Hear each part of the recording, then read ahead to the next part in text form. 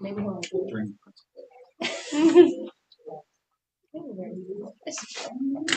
Ready whenever you are. Yeah. All right, y'all ready? Let's do it. Britton? Yes. Merritt? Yeah. Taylor? Yes. Thompson? Yes. Van Sickle? Yes. All right, I'll take a motion to approve the agenda. So moved. Thank you. I'll second. Geez, was the agenda contentious today? Britton? Yes. Taylor? Yes. Thompson? Yes. Van Sickle? Yes. Merritt? Yes. All right, looks like we have a presentation. Yeah, absolutely. So tonight our kindergarten group has embraced authentic learning. They've worked really hard over the last couple of years. This is year 2 of doing this project with some subtle adjustments. But they're here to present to you guys a group of study, a unit of study that they lead our kindergartners through. So I'm going to go ahead and hand it off to our 3 kindergarten teachers.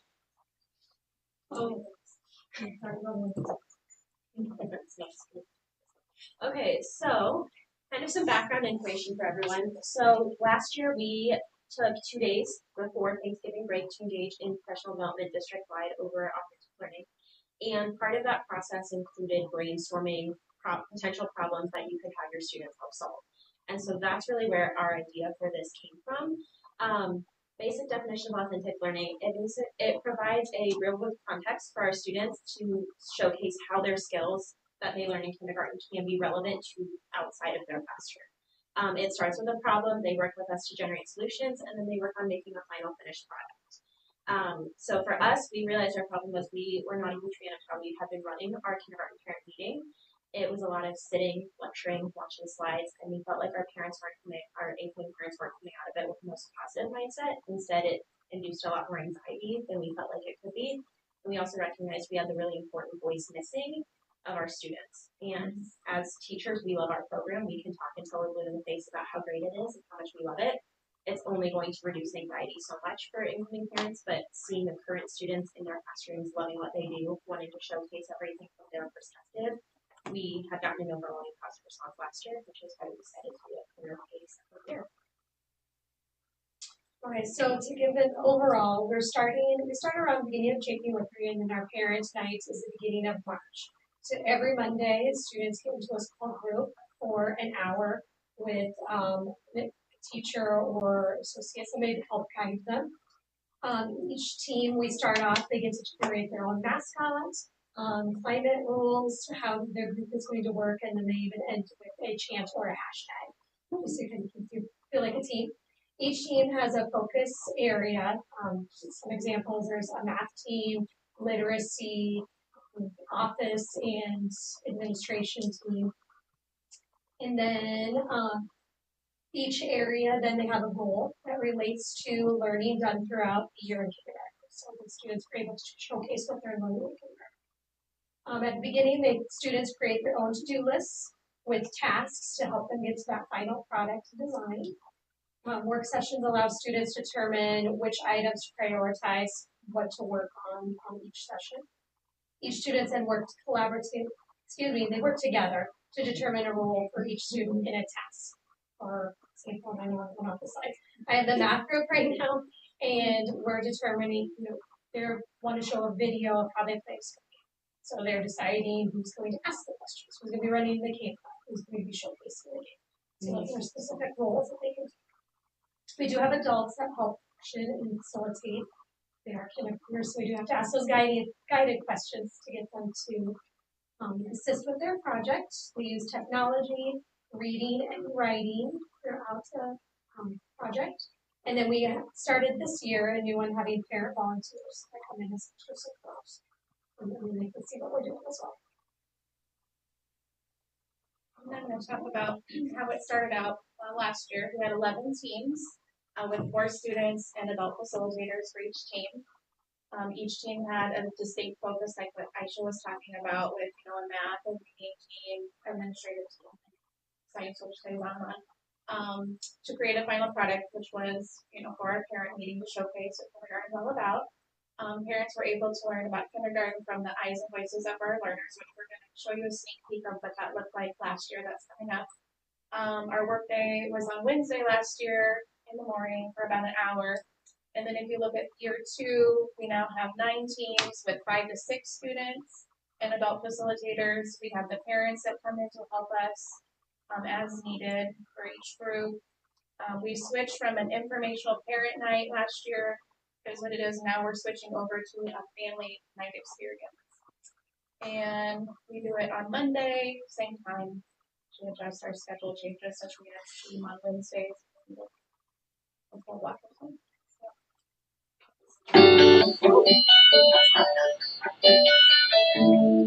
I will numbers. Letters. I learned about letters. Like a grade number. Numbers about how to read. I learned a lot of things. Even learning, I think, 20 words. And letters. Tears. Numbers. Words. I know how to write sentences. I learned how to be nice. So it's kind of an example for our students last year. We are on work session 3, I believe, out of our 8 work sessions right now with our students. So a lot of them are finally getting into this point where we are currently in the process of video recording, taking pictures, creating. So March 5th, I believe, is when we ship.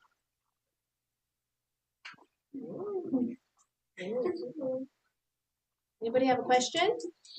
No, that's well. I had my daughter's chant stuck in my head for a week, so it was effective. Yeah, we heard that they go home and talk about this quite a bit. Oh yes, yeah, which is awesome. Remind us how many kids are in each class. There must be three. We have 3 different classrooms. sections of 16 kids, so 48 students total. So most of our groups are running at 6 students, and we have a couple of groups like 5. Mhm. Very good. Any other questions?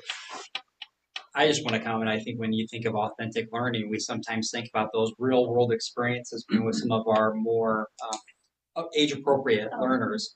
The fact is, we got some of our youngest learners that are embracing this and doing it. And I think it's, if you build the setting, if you build the right environment, our kids will rise to the occasion.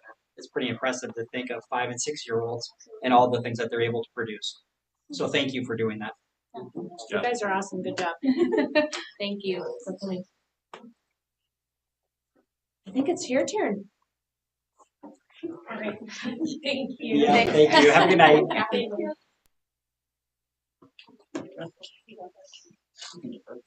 Back to follow up. I know, right?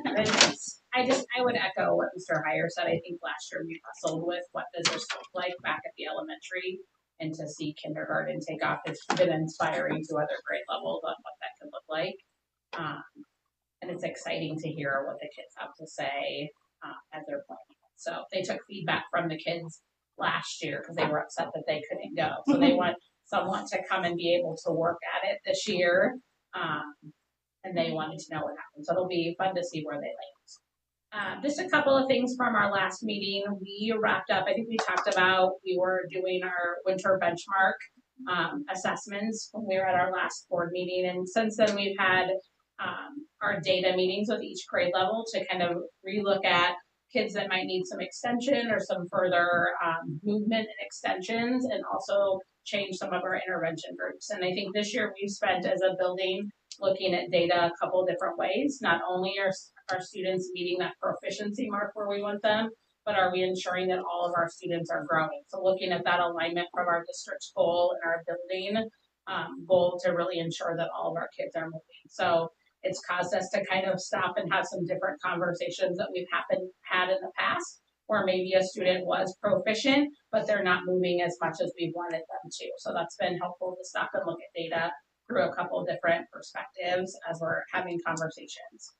We had our preschool night a week or so ago, so welcoming our incoming preschool families to the building and being able to see families that have been through preschool and also new to our building have that opportunity to meet the teacher and see the classroom. We've also spent some time, Amanda Bailey is our learning specialist, so she's been working with, as a district, we've been working to unpack and determine our essential or our priority standards. And she's kind of taken a pause with that and added another layer, which as our grade levels, we're identifying some standards that we want to ensure mastery on.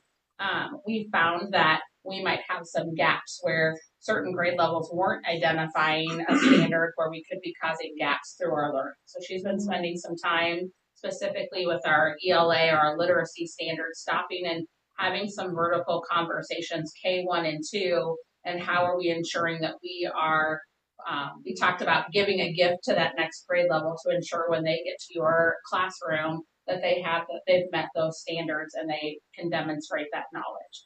So last week was K1, 2. This week is third, fourth, and fifth. So kind of some learning happening within the school day, so then they can continue some work within their grade level teams. We have kind of outside of that, last week spent a half a day working with our talented and gifted teachers in both buildings, just reviewing our plan and looking at some changes that are possibly coming through legislation on how that could impact our programming. So we can get some feedback and make some changes on that will eventually come to the board table. And then we'll be moving to do the same thing, pulling in our special education team for our service delivery plan, and also wrapping up a 504 plan. So kind of some behind the scenes work happening for special programs that'll be coming to the board table within the next few months. We have Channel 5 coming to our building. Michelle Williams wrote a proposal to Channel 5. They do what's called the Weather Lab experience, and they come and do about an hour of all things science experiments related to science standards. And so Ogden was chosen as one of the schools this year. So they'll be here for an hour on Thursday, which will be fun for our kids, but also a way to kind of showcase our school too, having people within the building. And then we're just getting ready. We have the 100th day of school, so that always brings all sorts of excitement. Pretty excited about different activities. Yep, things looked a little bit different, but great. It's fun to just kind of stop and celebrate for kids. They can kind of anchor to, I've been in whatever grade level for 100 days, and here's all the things that I've accomplished, but this is how much time I have left, and this is how much I want to grow. So being able to have fun on that day, but also kind of use it as an opportunity to set some goals in different grade levels. And then we are preparing for conferences coming up in a few weeks, which is crazy to think that we're already to that part of the school year. But I've talked about the 5th grade leadership team before and was meeting with them last week, and I'm always in awe of the honest feedback that they will give about things happening in the building. And one of the things that we're thinking about right now is they want to have an opportunity to run a station or an area for younger siblings, because they think sometimes it's hard to talk at conferences when younger siblings are sitting at the table. And they think if parents are taking the time to come hear about their learning, they really want their parents to be able to be present and listen. And I think that parents might feel that's the way sometimes at the table, but to get feedback that that's important to kids is something that I think that we need to adjust and think about. I feel like that idea was raised because of that. I've seen Ellie's behavior at conferences. They get excited, but I thought that was an honest piece of feedback. And then again, just kind of thinking I was in computer science the other day and watching 4th and 5th graders asking for help. They're learning how to make some stop motion videos and how they can make that better. And they're asking adults for help and just being okay with, I don't have all of the answers, or the teachers don't have all of the answers, but they're taking off and doing some things. We have kids that have researched some competitions and things with that. So just excited about the risk that teachers are taking and the things that people are doing with kids. Can I ask the preschool night, like, what is interest there compared to previous years? Numbers were lower compared, and I would say since then we've had quite a few people reach out that couldn't come due to illness. So I think it would be very similar, but our attendance that night was lower than we've had in the past. Okay, thanks. You're welcome. Like Amy was talking about, we've wrapped up our winter testing with Fastbridge. We've had both our math and our ELA department data meetings, and we saw consistencies in both groups. Mr. Nemrick was here in the first semester talking about what we did with MTSS, trying to provide interventions for some of our students that need additional assistance in math. Our data shows that that system is working, and we're seeing a lot of good growth with some of our lower students, but both ELA and math, we need to figure out how we can better challenge all of our students, even our students on the high end. And so a lot of that comes down to Tier 1 instruction. It also matches up with what we're doing as a district level focus for quarter 3 with differentiated instruction. So we're trying to figure out, like Amy said, not only growing some of our lower score kids, but how do we get all kids to grow with where they are, where we want to be. That also sparked some discussions into the transition from 5th grade to 6th grade. I think it's pretty standard in a lot of transitions from elementary to middle school to see a dip in data. That's something we've definitely seen in Ogden, but we want to look at, we're looking at the idea of it might not just be instruction and classroom ideas, but more of a system approach. So we need to look at how we really take a stronger look at, and an intentional look at how do we help kids transition from the elementary structure to the secondary, and maybe make it less of a jump, and maybe hopefully see less dips in some of the things that we see. We've had a lot of good things going on in the last couple of weeks. We qualified some girls for state wrestling. They competed last week. We qualified some individuals for state speech.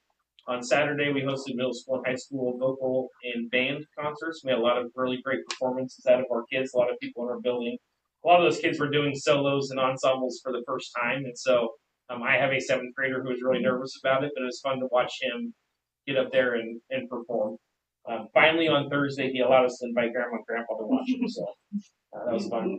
And then last week, we took some time as a building to throw a surprise party for our counselors, Callie and Felix. So it was National School Counselors Week, so we wanted to celebrate them. So we had some snacks and goodies and had some fun with that.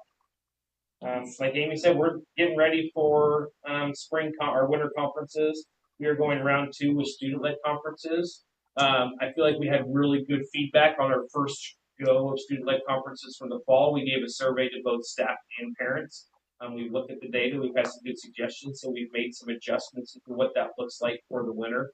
I think it's going to be have positive impacts. Some fun stuff, robotics. They found out what their new game was, so they have been hard at work just about every day after school creating different types of robots.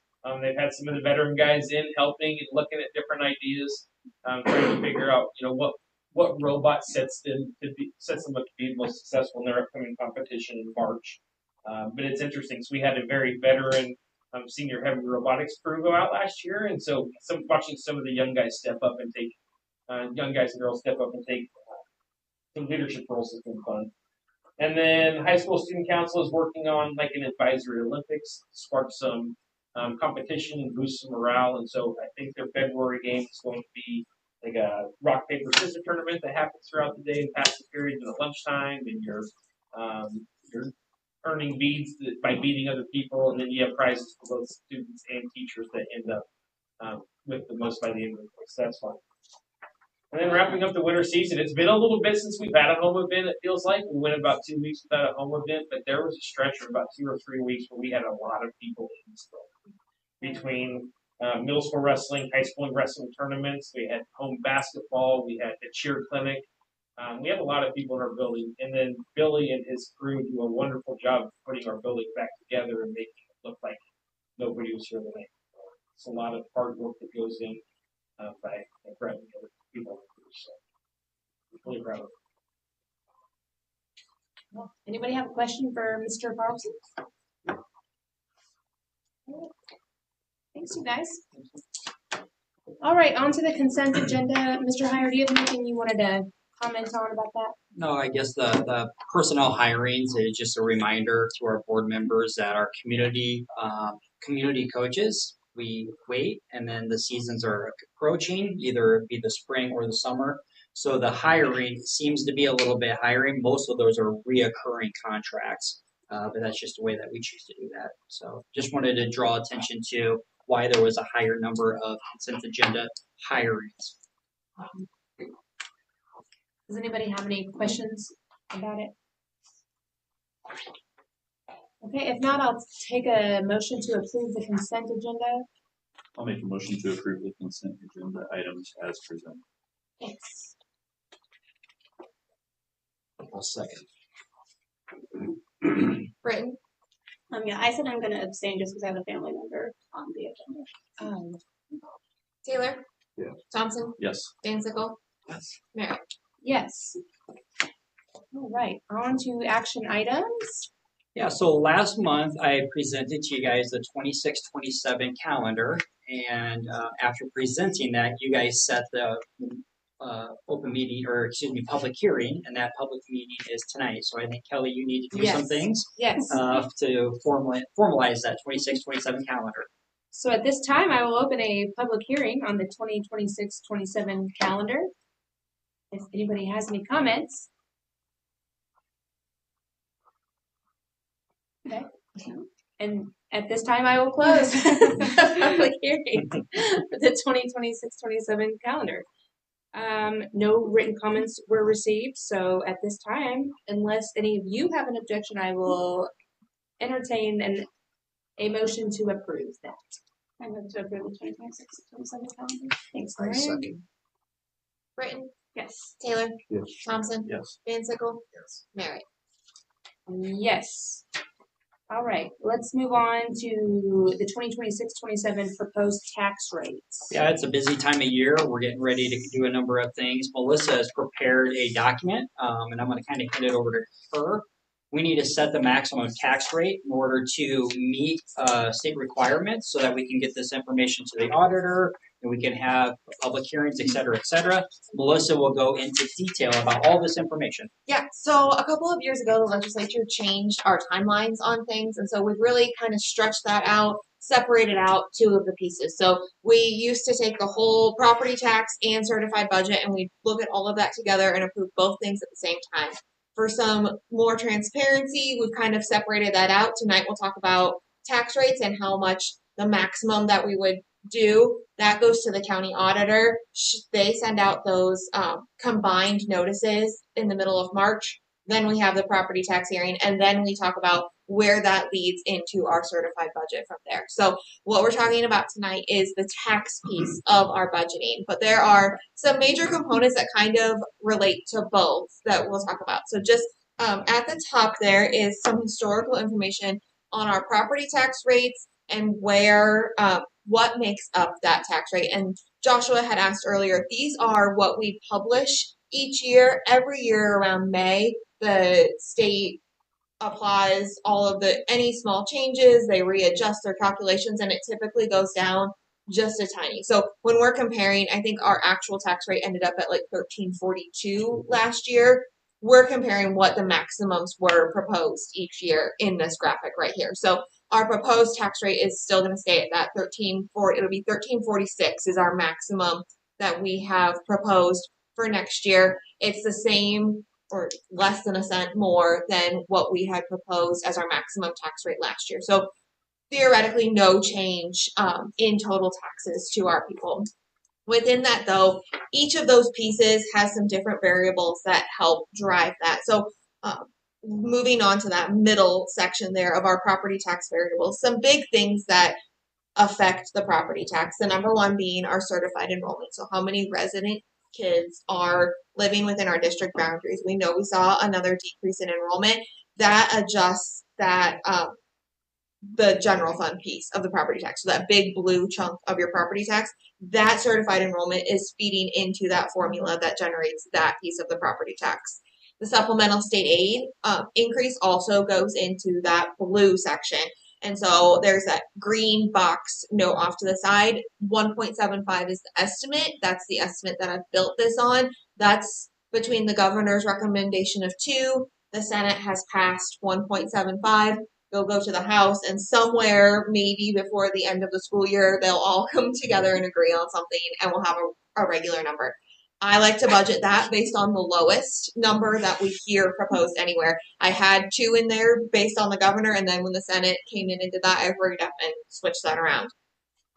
Another piece is the dropout prevention dollars. So the money that we use to aid in our at-risk and dropout prevention programs, part of that is funded by property tax dollars. and the other part is funded by the state. So that also goes into that darker blue section of our property tax rate.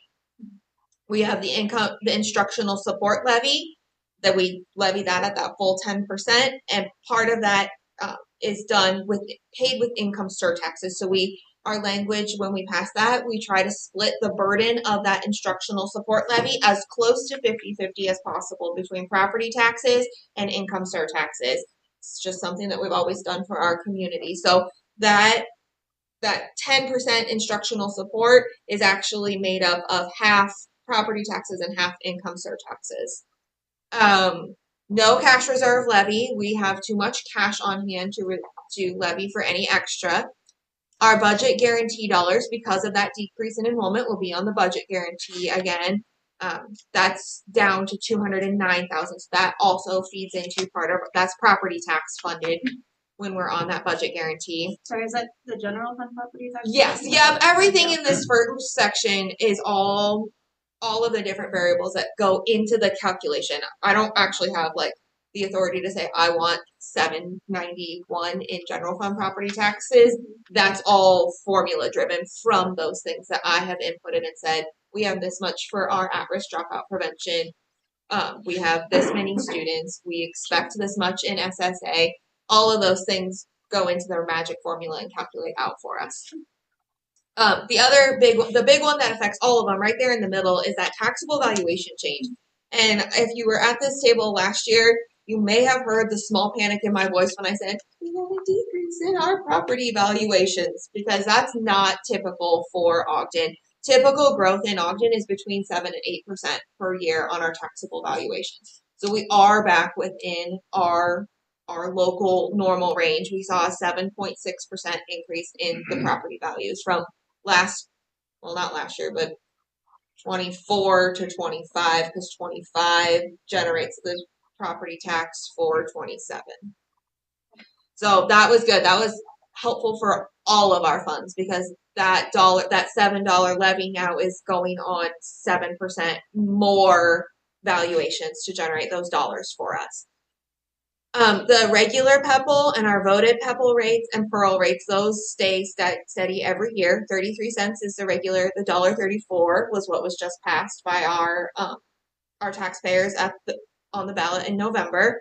Our Pearl is at 13.5 cents. That's there until we ask the voters if we want to take it away. Our management fund, you'll see that is a significant increase this year, from the $227,000 that we levied last year to $455,000 that we're levying next year. What we did last year with the stagnant valuation growth and that introduction of $267,000 of budget guarantee that needed to be property tax funded, we decreased our management fund levy significantly. We cut it in half so that we could keep our property tax rate steady. Because if all things would have remained the same, that budget guarantee would have ended up on top of that, and we would have increased our property taxes. So we used some of our reserves in the management fund, and we decreased that levy. Melissa, if I could add, part of the reason with that too is we did not want to increase the tax rate, and we had a surplus in management. So we spend about $500,000 a minimum on an annual basis in management. You're jumping ahead. Sorry. So Go ahead. Because the last 3 years of our management fund expenditures have been between $421,000 and $548,000 over the last 3 years. They bounce around in there. This year, we did some rough estimations on where we'll end this year. We've already spent $420,000 in management fund dollars. We've got about another $25,000 in retiree insurance payments to come out this year, and our early retiree stipends will cost us $200,000. So we're looking at $645,000 in expenditures for this year when we brought in $227,000. So that $420,000 difference, we're using our reserves, but we need to get back to a point now where we're levying closer to what we have in expenditures for management, so we don't eat all of our money. So that's where that big increase comes from. Our debt service levy rate stays the same. We're levying our maximum, because we are going to also do a debt surplus levy. Last year we levied an additional $350,000.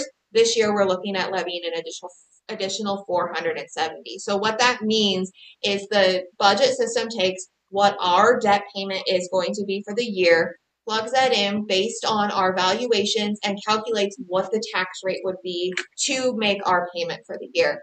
That ended up being like $1.70, and we have the authority to levy all the way up to that $2.70. So what they allow us to do is fill that in with pre-levy dollars so we can levy more than what we need for our payment to pay things off sooner and faster. Saves us interest payments on the back end. We get that paid off faster. We free up bonding capacity sooner. It's a really great way to utilize the tools that we have while keeping our property tax rate steady to help pay that off faster and save our taxpayers money in the future because we won't be paying interest on those dollars. So all of that combined goes in and generates our total tax rate. We are proposing at that $1345.97. That would be the maximum. So if things change, if something gets adjusted, we can always adjust down. It'll never adjust up. So they'll give us an opportunity one last time in May. John Parker from the Department of Management will say, last call, is there anything you want to adjust down on yours, or are we good to finalize? And that's where we'll go. But the maximum it would ever be is this $1345.97.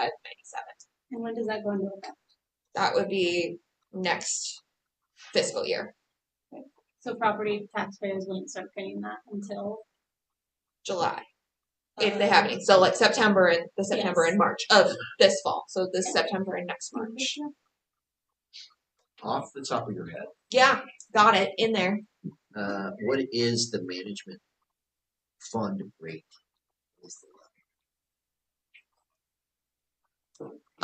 It is for right now it's 56 cents. And next year it would be $1.04. It's that light blue section. This year's 56, and this year we're Ah. gonna do Not off the top of my head. Use my resources though. Point that out. I was looking all over the sheet and it was there. It's in your little table. So at that very bottom little table, that's a condensed version really of what the property taxpayers are going to see when we publish our big tax notice. So it's got a lot more information on it, but the important pieces are how much property tax dollars did our levies generate in FY26 or are estimated to at the end of FY26, and how much are we asking for in FY27, and we'll have to explain why we're generating $450,000 more dollars. I mean, a lot increasing costs, replenishing our management fund from the decrease with the budget guarantee. There's really nothing big or exciting that we're doing. We're just trying to keep pace with our costs. But those are the dollars. So from property tax, these rates will generate $5.8 million over all of the funds. So off the top of your head, Yeah. if you don't know this off, that's fine. And I tried to look for it. It might be here somewhere.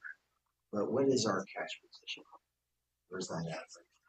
And what's the benchmark where you can start levying cash? Start levying cash. Your solvency ratio has to be below 20%. We ended last year over 40%. So we have right now $4 million sitting at IceJet for the general and management funds. Combined, part of that are in CDs with them, and the rest is just liquid cash. But we have a lot of cash, which is great. We use that to our advantage because we get authority off of the interest that generates. So we can have the authority off the interest, but we don't have the authority to spend all of the cash. do we see our solvency ratio getting down to that 20% soon or no? I guess it depends. A big one is special education costs help eat up your cash faster than normal. So I mean, maybe. Okay. But I have never levied for cash in the 10 budgets that I've done now. I have not levied for cash. So we've been in a great position cash wise. In a my number entire of time. schools, they are below that 20% threshold. So part of their tax rate is higher because they are levying, they need that cash. So really we want to look at UAB and we also want to look at our solvency ratio. UAB is the highest priority. That solvency though, you got to have cash. We're in a good cash position and right now we're in a good UAB position, but we've talked about how over time that will be. It will take a number of years to get that solvency ratio down to where we would be coming and saying we need cash reserve. Do either of you know where? So I mean, we're keeping it about the same, which is awesome. Where do we stack up with surrounding areas? Do you happen to? I mean, you've sent it to us before, Yeah. but do you mind sharing? So, just so public might have an yeah, absolutely. So I've done a little bit of research just on the schools that we touch, and the only school that would be lower us on a per thousand rate would be Southeast Valley. And if you look at the size that they are, their just taxable valuation is so large. Yeah. And I'm not sure if they have a debt levy. So you combine those together, but every other school that we touch would be $1, arguably $2 higher than what we are per thousand. Our taxable valuation with Ogden certainly does help with that. Anything else? Any more questions? Anybody else have a question?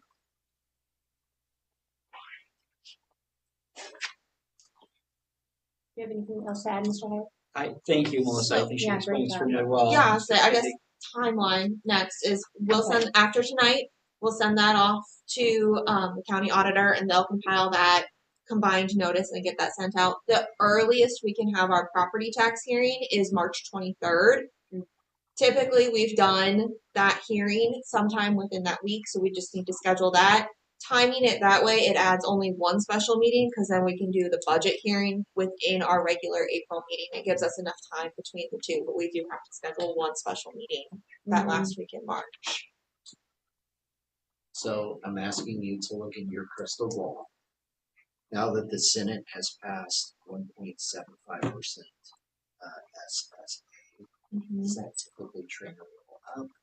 Yeah, because the House will typically come in with something higher, and they have to somewhere make concessions and hopefully meet. So I'm hopeful that they'll probably meet. the low end. That would be the low I'm hopeful they'll meet at the 2% that the governor recommended, but yeah. I don't know. And I would be advocating for let's get it up to at least CPI, Consumer Price Index, and that's I think at 2.7, 2.8 right now. So we'll see what happens. But typically, the information that I have heard is that whatever the Senate proposes would be your lowest, and they kind of use it as a bargaining chip as they're trying to kind of negotiate and get certain bills passed. So we'll see how the session goes and where SSA ultimately lands. You can always write your legislators if you have an opinion. Okay, so are we thinking? We would have to identify a date because then ultimately that needs to be part of the recommendation on when the public hearing would be. So if everybody wants to look at, I think it's the week coming back from spring break that we really need to have a special meeting for. So the 23rd is the first day we can. We can. Yep. How does that look for everybody? We just need 3. I was gonna say I'm on the week to a conference. I can obviously be on phone, but Last year we had the public hearing. I think we had 2 or 3 people come. It was a really good conversation. But I'm thinking the public hearing was probably 15 minutes. And that's really the extent of what that meeting would be. It's open the public hearing, hear our patrons, and then close the public hearing. There's no action. The tax rate then, correct? No, it's just simply listening to our patrons, and then the following April 9th, when we have our regular meeting, would be some of that more further information. I'm set it with the certified budget then. Oh, sure. Okay. So what date? Yeah, I'm sorry. The 23rd. Does that work for you guys? Yeah, I think it's really a discussion on when we want to do it. Are we talking evening? Yeah. I think so. I think if you're having a public hearing for the community, I think we want to be. I think I could probably meet any day work that week. What's what time? for you? Because I know you're kind of a Um, problem child. with that. I really am. You actually have a job, Pete, so you know. 5:30 at the earliest. That Okay. is a little more comfortable. Yeah. I Can you can make just do it 5:30 at work 6? if that's what Yep. it is. I hate fun. And the I hate date to you keep going. chose? I don't know if are we saying on the 23rd? 23rd is fine. I can do that week. I could do the 23rd or 26th. I can look over it. So it Okay. looks like Friday the Yeah, 23rd. Thursdays are bad for this. Okay, so sorry to keep you guys in town another No, night. I think I'm hearing everybody say March 23rd at 6 o'clock. Yeah. Yeah. And that's the tax.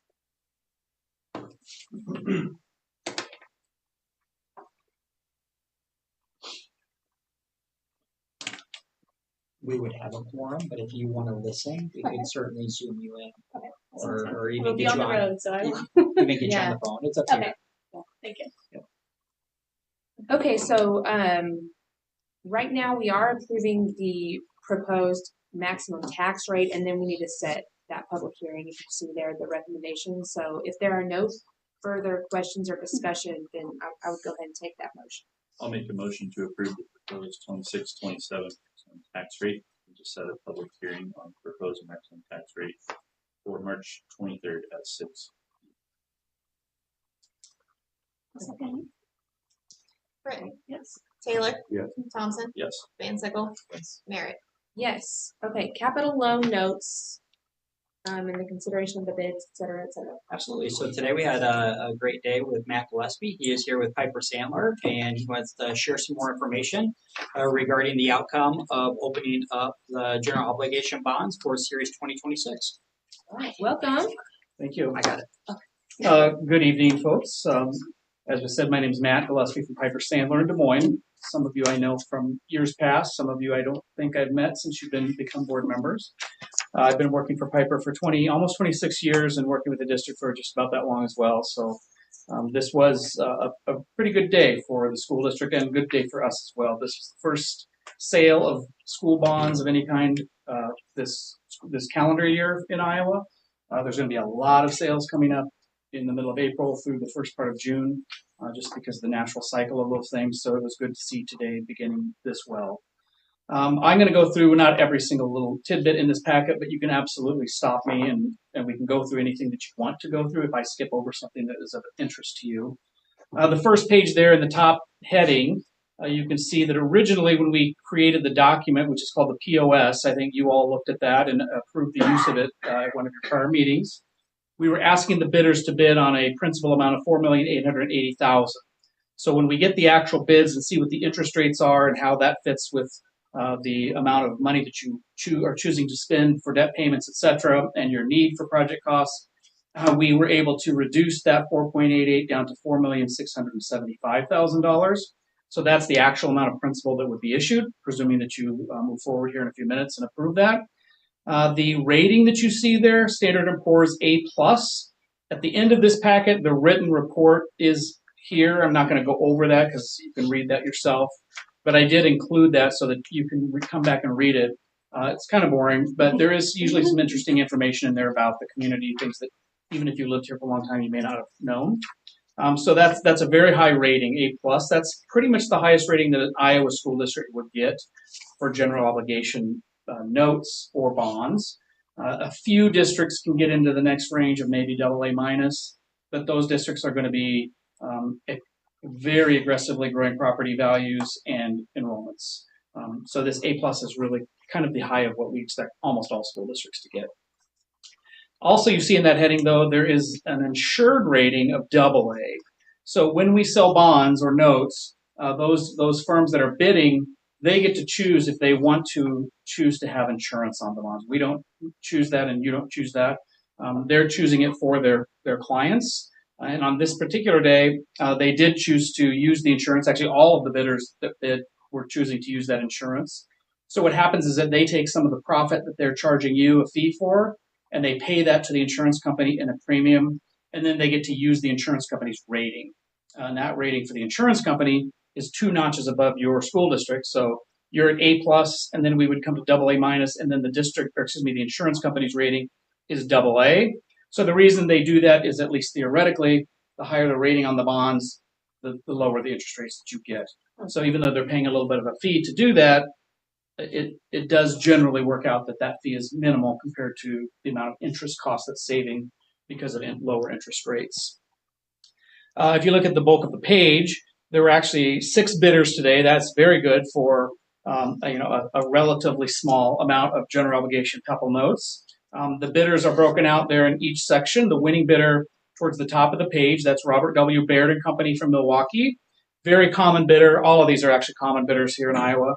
Robert Baird is one of the more aggressive bidders that we see. They win probably close to 60% of all of the school bonds that are sold in Iowa, at least historically. That may not be the case in the future. We look at the true interest rate. So that's kind of that pale blue gray number that's at the bottom corner of each section. In the case of that winning bid, 3.3665 that you see there. And then compared to the next best bid right below that, Stiefel Nicholas, 3.393. So what that number is a weighted average interest rate, but it's also factoring in not just the interest, but also the fee. So each one of these firms would charge you a fee. So that's factored into the bid, and then any kind of premium or discount that they also factor into their bid. So it's not just interest, but from your perspective as a board member, I'd think of it as just its cost to you. You don't really care, to be honest, if it's interest or if it's fee. It's money that you don't have anymore to spend to build something. So that is all factored in, and the best combination of those things, which is the lowest of those numbers, is who wins. So you see, even if you go out to the worst bid at the bottom, which is United Missouri Bank, 3.53, that is still a very good rate, a very low rate. If you had only received one bid, you would certainly have awarded to that bid because it certainly is not out of line. Sometimes we see a few very low bids and then a few that are kind of out in left field. Just people that were either, they don't know what the market is in Iowa, or they were intentionally bidding high, hoping they might be the only bidder and that you'd be desperate and you have to accept it. So they get a lot higher interest rates. But in this case, that's really not what we see happening here. If you go to the page after that, you see the sources and uses from this issuance. So the top portion of the page, the sources. So you're going to issue $4,675,000 of principal. There was a premium structured into their bid of $236,000. So that leaves you $4.911 million in revenue. And then of that money, you're spending, you see it towards the bottom, $56,000 as the underwriter's discount, which includes that little, not little, but it's relatively little, insurance premium that's paid, $56,000 overall. And then the cost of issuance, $95,000. That's a combination of all the other professional folks that are helping, which includes Allers and Cooney, who is your attorney. Standard & Poor's, you do have to pay for that rating.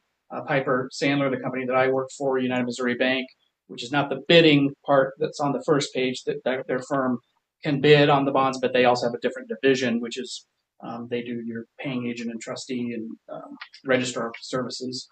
So all of that's included in that $95,000 number.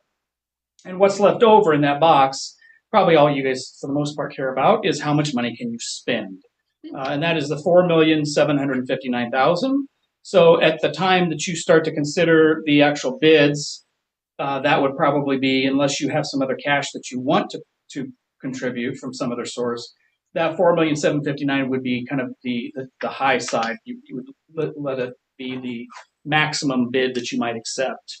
There would be some interest that you'll earn as that money sits in the bank, but it's not going to be a huge significant amount. I would treat the interest as just kind of a bonus. Don't count on it, even though you will earn some for sure, but just look at it as, let's try not to spend more than $4.75 million, because things always tend to bring in a little bit of extra cost somewhere along the line, and hopefully that interest earnings will cover those types of costs.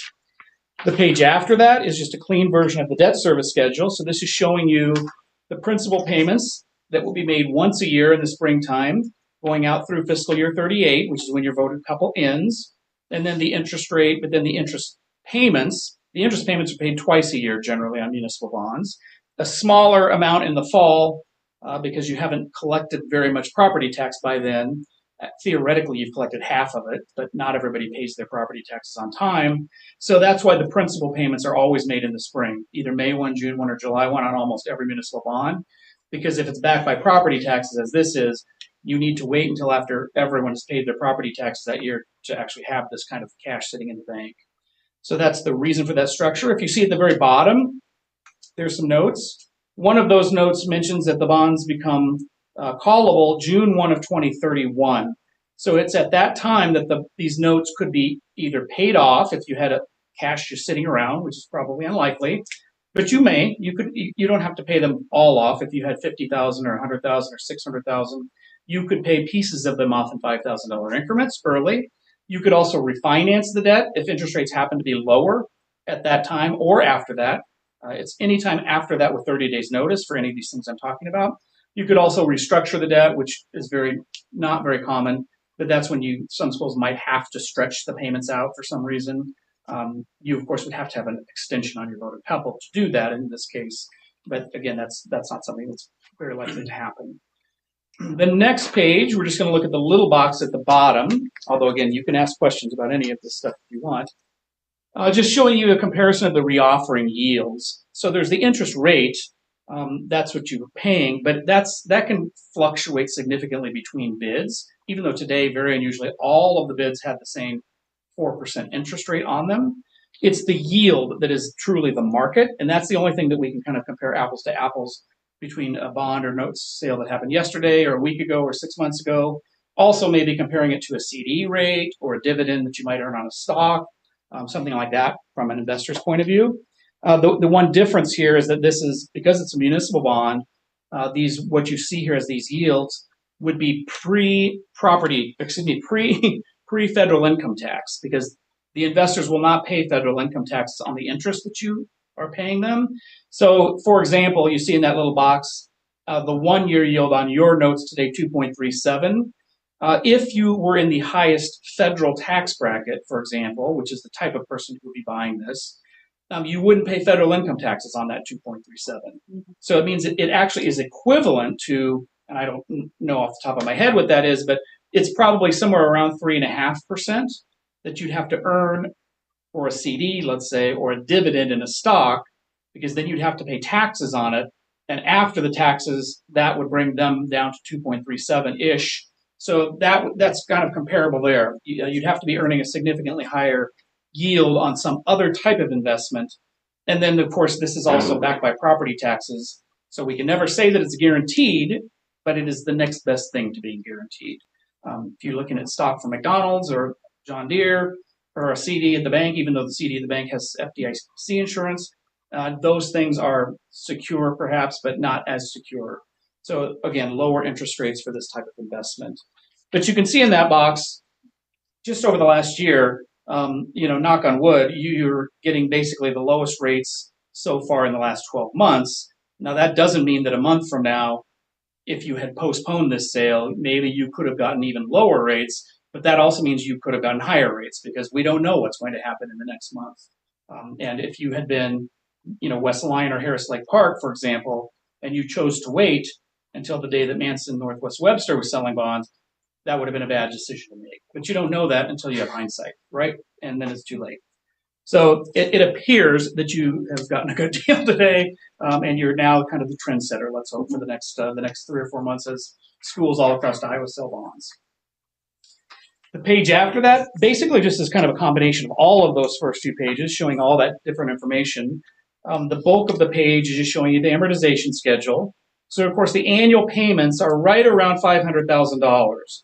And that was something that you set knowing that you wanted to reserve other voted PEPAL revenues, for other needs. You have needs to buy buses and replace the carpet and tuck point and paint and all those other things. So you didn't want to obligate everything to the repayment of this debt. So we did try to keep that right at that $500,000 level. The bottom left corner, again, is showing you the net amount, $4.759 million to spend. In the little box, this does not mean that I'm smart by any means. It means I was a good guesser, but you can see very close to what we had projected might be the net proceeds. Then actually you're about $50,000 ahead, and then plus interest earnings that you might have as well. The page after that's just the timeline, basically pretty much through the timeline of February 9th. Tonight, here in just a moment, you presumably will be awarding to the best bidder. That's all you're technically doing tonight. At your meeting on March 9th, that's when you will pass more legal documents. For those of you that have been on the board for a while, it's the same process that you do every single time you issue bonds. So it's those things that come from Allers and Cooney. They'll prepare all of it for you. They'll send it to you. It'll be pre-populated. No one's going to be here to explain it. It's very simple. You just have to approve it. If you didn't approve it, then the bonds wouldn't get issued. So clearly you want to approve those things for the project to proceed. Then the money will come to you on March 25th. So that'll be the closing date. You did actually receive already today, I hope. I'm sure it's there. Yeah, that's all right. It's coming from Robert Barrett. It's there. And even if it wasn't, that would be some kind of glitch in the Fed system. We know that they're good for the money. But they wired to you today $48,800, which is 1% of the amount we were asking them to bid on. That is called the good faith deposit, and it's very much like earnest money when you buy a house. So they send that to you today to basically show that they're serious. And then on March 25th, they'll wire the rest of the money to you. So at that time, you'll invest it, put it in the bank, start earning interest, and it's public funds. So you're not going to be investing it into the stock market or at the casino or anything. It's going to be very, very simple CDs, treasuries, very, very simple, not necessarily very high earning stuff, but secure. And then you'll start to spend it on the project. You will have 3 years to spend the money. I don't think that your projects are going to take you 3 years, but you'll have 3 years from March 25th. So March 25th of 2029, the bond proceeds should be spent by that time in order to avoid some IRS nuisances. No big deal. Even if you didn't, nobody goes to jail or anything. You just don't really you don't want to have to deal with it. So just spend the money by that time. And then the last section is that rating report from Standard & Poor's. So any questions that you board members have about any of the process, what has happened, what still is yet to happen, the worksheets that are in here, the bidding process, any of those things? By the way, if not, or when you don't have questions once you're finished, I'm going to lead you through the resolution so nobody has to think about it too much. But before we go, are there any questions?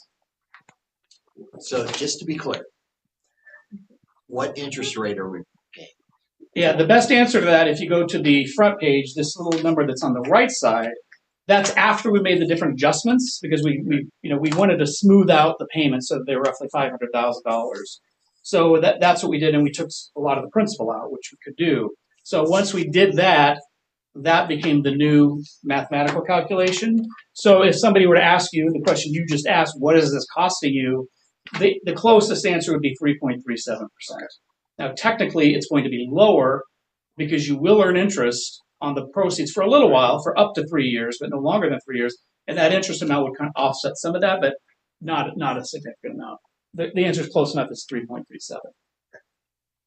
Is this what you expect? Did you expect this, or were you? It sounds like you were a little pleasantly surprised. Yeah, these rates were probably a little bit lower than what I had expected, but pretty close. More what I was expected or surprised with was that there were 6 bids. That's not unusual by any means. These are property tax backs, so we do see more bidders on this type of a transaction than if it was a sales tax. Sales tax, unfortunately, sometimes we only see 1 or 2, 3 bids, and for this type of a debt, usually we'd see probably 3 to 5.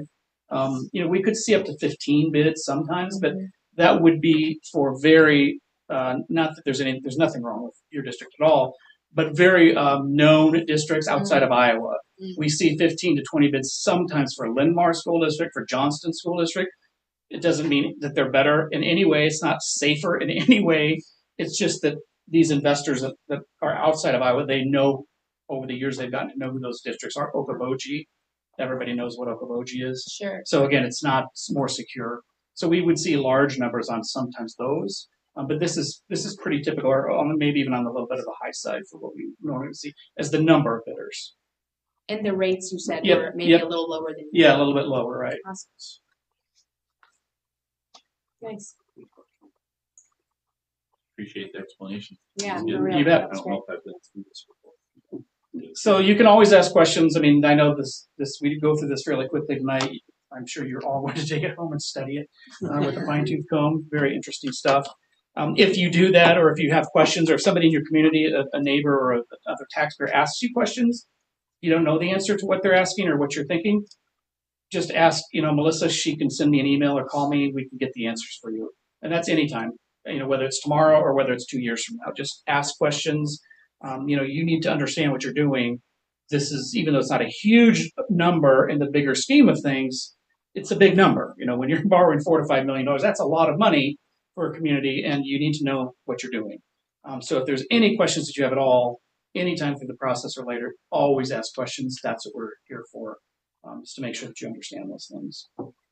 Okay, so we're going to go to the resolution, which I believe is the next item on your agenda. I'm going to paraphrase that resolution. It is acceptable for me to do that. One of the board members simply needs to so move what I say, and then another one will need to second the motion. And you will be required to have a roll call vote.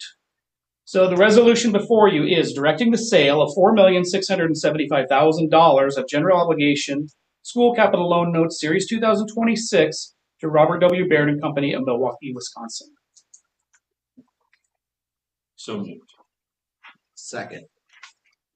Britton. Yes. Taylor. Yes. Thompson. Yes. Van Sickle. Yes. Merritt. Yes. Okay, that is all that you needed to do tonight. As I just said, questions at any time, ask them. You guys are going to still get some more emails from us over the next few weeks, and from Allers and Cooney. Definitely ask questions if you guys have questions about that stuff. I usually suggest if you get questions about the Aller stuff, ask me first. Usually I know the answer, and you just pay us a fee no matter what. If you keep asking them, if you keep asking them, their fee typically goes up, which is fine. That's just how they work. But just ask questions all the time. I say you want to be informed. Thank you guys. Have a good night. Thank you for coming. Thank you. Be careful going home. Thank you. Okay, well, that was good. Let's go on then to, speaking of all of this money, Yes. let's go on to the Absolutely. parking lot design. So parking lot resolution, we had a facility subcommittee meeting, and they had the chance to look through 90% completion plans. We were able to get that feedback, and our designer, Bishop Engineering, issued the 100% completion. I believe that you guys maybe received those today.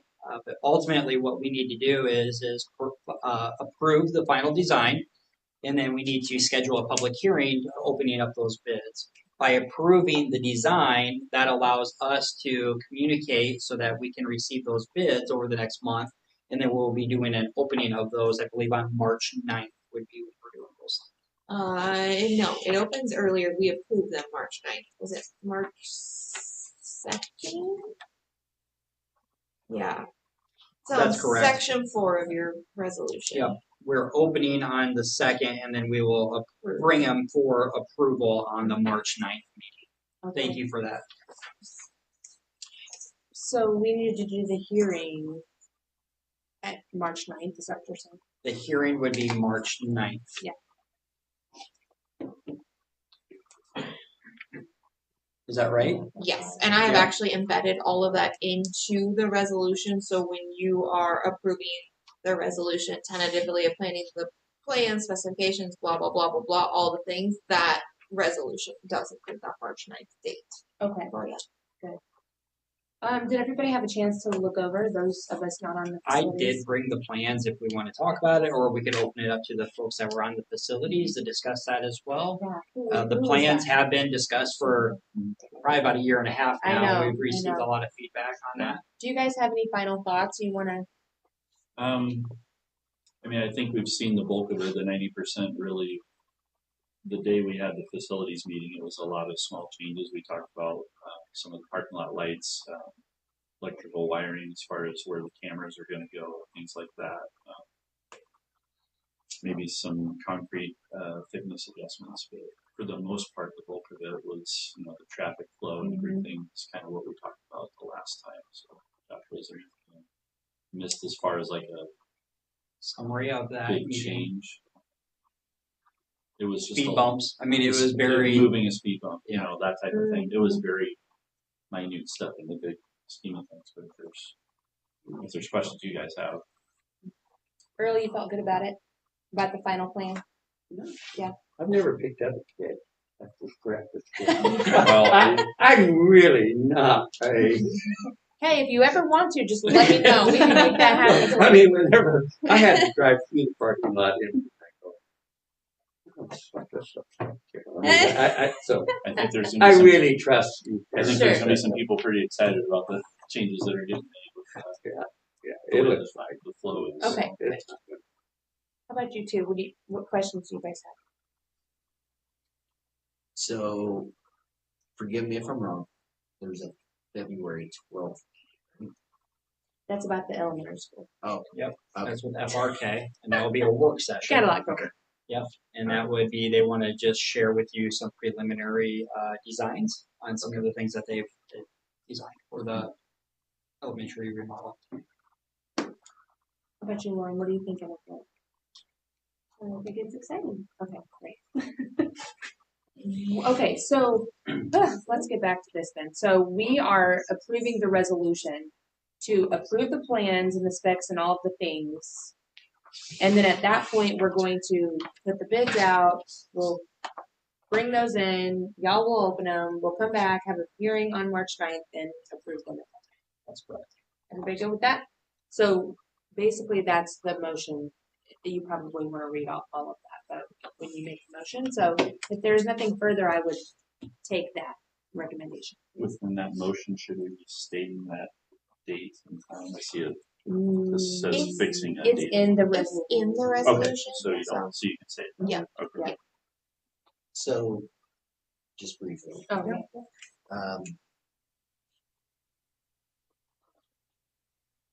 was there a hurdle to be jumped over with the city on that section with the city? Great question. And we met with the city, and I'll summarize what the city says is that it's our property. We can do what we wish. Now, with that being said, I want to make sure that we're working with them and as well as our neighbors. Sure. If you can, I'll just come over here, pull this design real quick. So the dark gray, I'll just real quick, the dark gray is going to be the base bid. We've discussed that. The alt bid would be in here. And then what you're referring to is kind of this section up in here. That would be alt 2. This dark black line is school property boundaries. So these individuals over here actually have easements off of our property to get to their homes.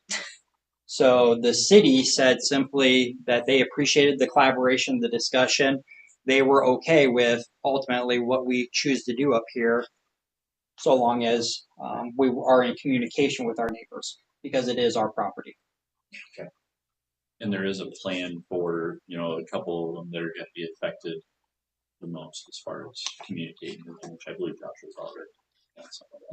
Yep, I've reached out to them initially, and once it's finally approved and we kind of get a scope of what the construction is looking like, I believe they have it broke up into phase 1, phase 2, phase 3, phase 4. As far as when they're doing the work, they would be shutting that down, and we'll be working with the awarding bidder to kind of what does that look like for how do people navigate. But ultimately, they would be shutting down Southwest 5th, I believe, for about 3 weeks is what they were talking about.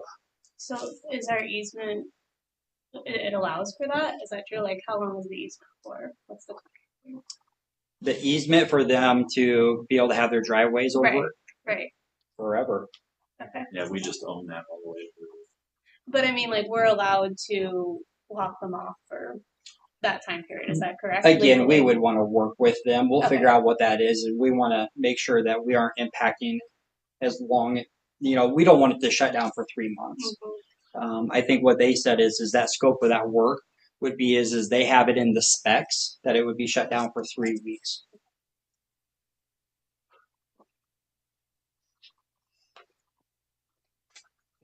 Okay. Does that answer your question regarding kind of that intersection? Yeah. Yep.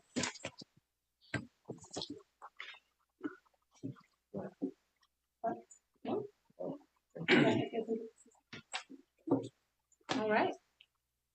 What do y'all say? I'll make a motion to approve the resolution tentatively approving the plans, specs, form of contract, and estimate of total cost of the Ogden School District Middle School, High School parking lot improvement project, authorizing fixing a date, time, and location for hearing thereon, and for taking competitive bids therefore. Great job. I second that.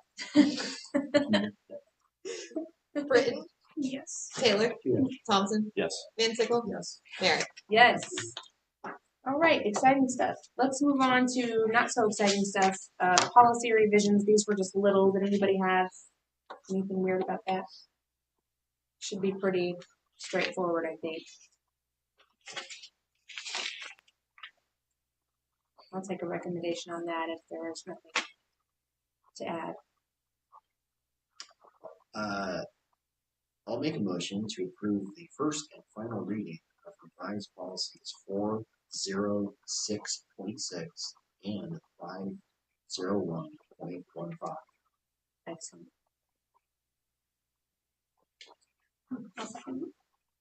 Britton, Yes. Taylor, Yes. Thompson, Yes. Van Sickle, Yes. Merritt. Yes. Okay, on to more policy review. Those 200 series. What did y'all think of those? They look pretty straightforward to me, but maybe somebody found something they didn't like. If not, let's approve those also, shall we? Anybody?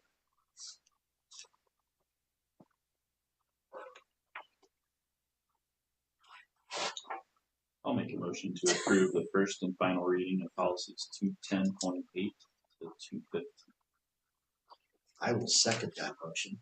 Britton, Yes. Taylor, Yes. Thompson, Yes. Van Sickle, Yes. Merritt. Yes. Okay. On to public comment. Brett? Anybody? No? Okay. Alrighty. Board calendar. So we really have already kind of discussed that. So don't forget, we've got we'll be back here this Thursday evening to discuss the elementary project. And then just our regular meeting. So I do have that I would like to do a finance. I think Okay. that maybe towards the end of this month. I don't know if we want to tentatively, we're trying to wait and figure out what our insurance rates are going to be as well as what SSA, but it would be nice to get something on the books and we could always adjust it.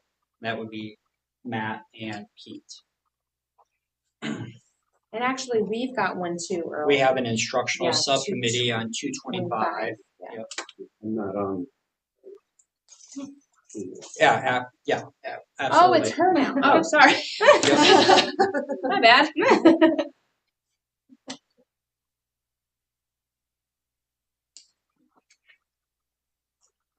So Matt and Pete and Melissa, I'd like you to be at that finance meeting, subcommittee meeting. Should we look at maybe the week of the 23rd? Yeah. January, right? February. We are in February. Yeah. Don't mind me. What do you think about? So we're not doing anything. What about like the afternoon of the 26th?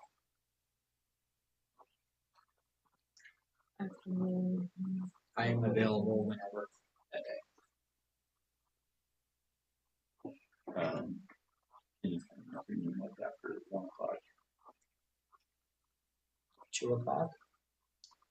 I'll have to get back to you. I'm not going to say no, but we're planning trips to track meets. And I don't recall exactly. We can just follow up. Okay. Yeah. I will follow up with you guys, but right now we're kind of maybe leaning towards 226 at 2 o'clock. And I'll follow up Send with it you out guys and and we can discuss. Okay. Yep, February 26th at 2 o'clock. Thank you for that. Okay. Is everybody good on the calendar? Any questions about that? Cool. Okay.